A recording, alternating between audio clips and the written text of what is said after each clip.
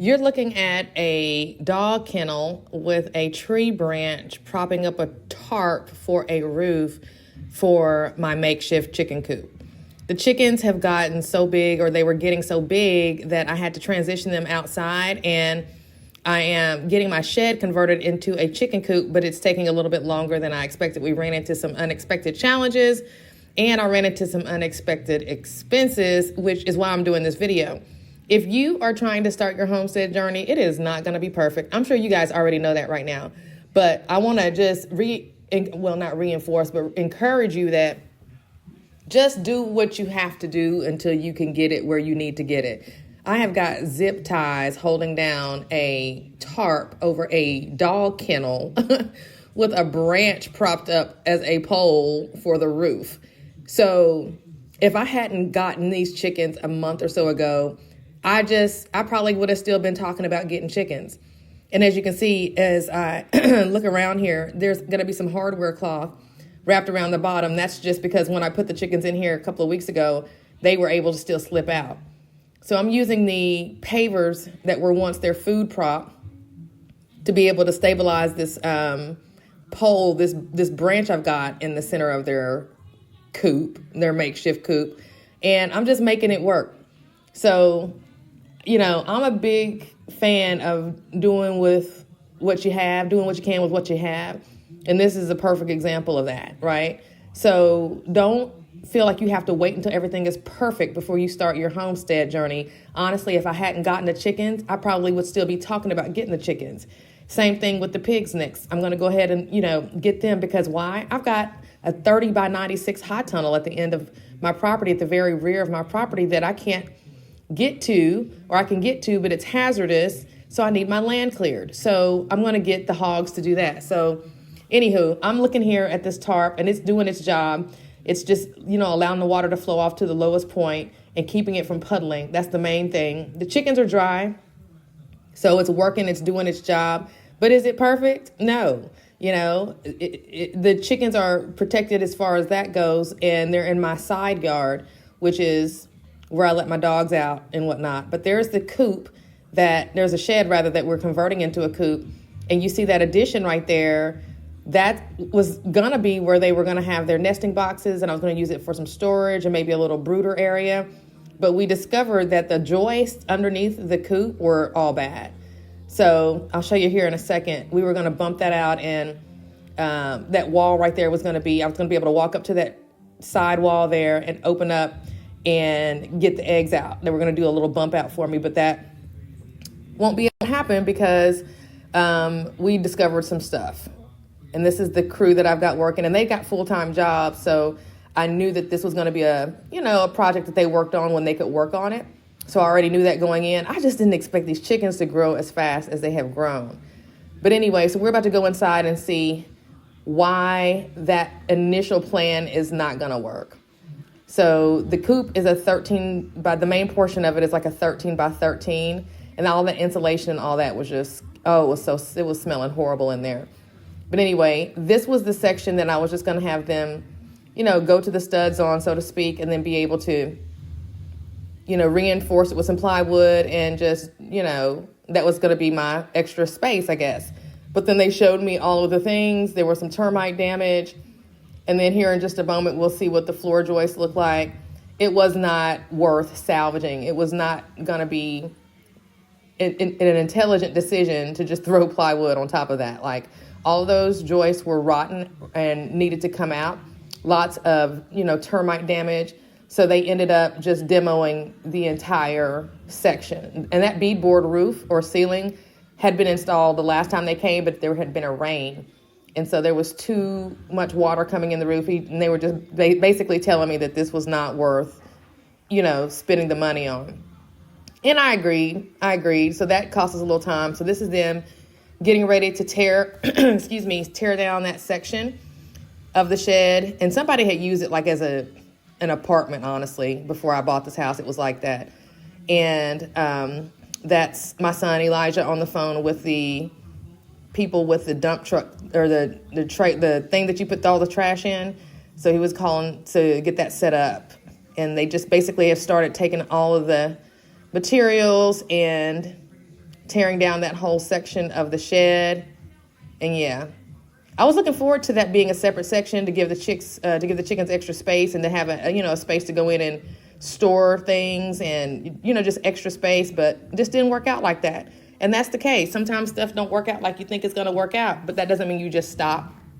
You just got to keep going, pivot, and figure it out. And that's one thing I can say. Being an entrepreneur has helped me in this process because I'm so accustomed to adjusting to whatever's going on that this was no big deal, right? And so that's what I'm going to be left with is that footprint of a shed. It's a 13 by 13, I believe. Or I don't know how I measured it, but it's probably like a 14 by 14. I don't know what it is. But anyway, that's all I'm going to be left with. And you can see now they framed out the bump out that was going to be on the other wall. Now it's going to be on this, the main shed's exterior wall. My goal was to be able to walk up and be able to open up their chicken, their whatchamacallits, and get the eggs. And that's my grandson in a hazardous construction zone, just having the time of his life. Don't worry, we got him out of there. He just wanted to go over there and be with his dad for a little bit.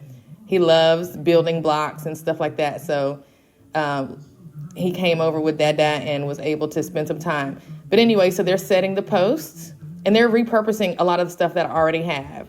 So this is going to be that bump out, the nesting box bump out is what I should call it, instead of saying the chicken thingy. So that's all in there and set, and that's where the chickens, I'm going to be able to walk up and just open up the top lid and reach in and get the chicken, get the eggs. So that's the goal with that. So bottom line is, I want to encourage you, if you don't have what you need, just get started. Just get started. I am budgeting $2,500 for this shed conversion.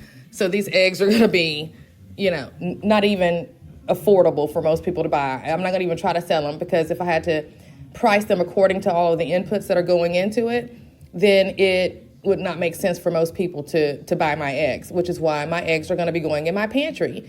My goal is to get 18 to 24 months of eggs stored up. I'm going to use the water glass method to store my eggs. Been reading a lot about it, and apparently they use that method back in the day to store eggs up to 2 years. So I'm not going to even be worried about selling my eggs right there off the bat. And so the value of them is way worth more than what, I would, get from somebody paying me for them.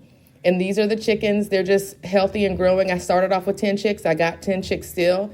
I'm very proud of that. They're starting to get more and more accustomed to me.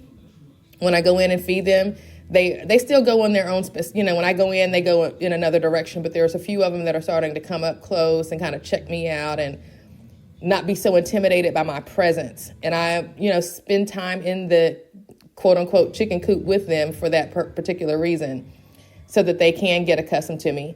And if you can see this plastic tote, that was their original brooder box, if you can believe it or not.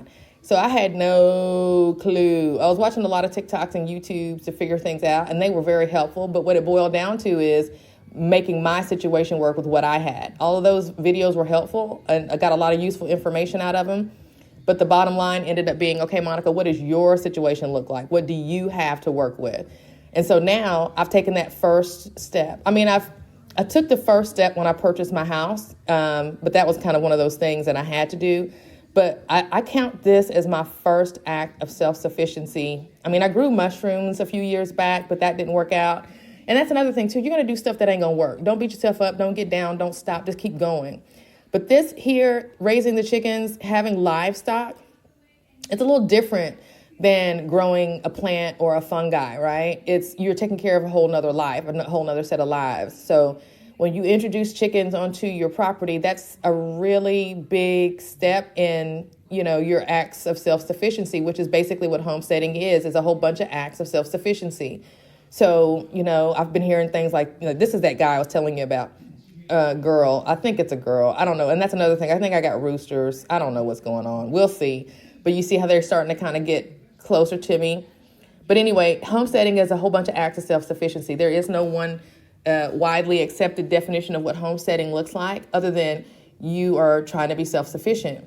And a lot of you guys are like, well, I need some land to do that. And you don't. You do. It helps, but you don't have to wait till you get the land to get started.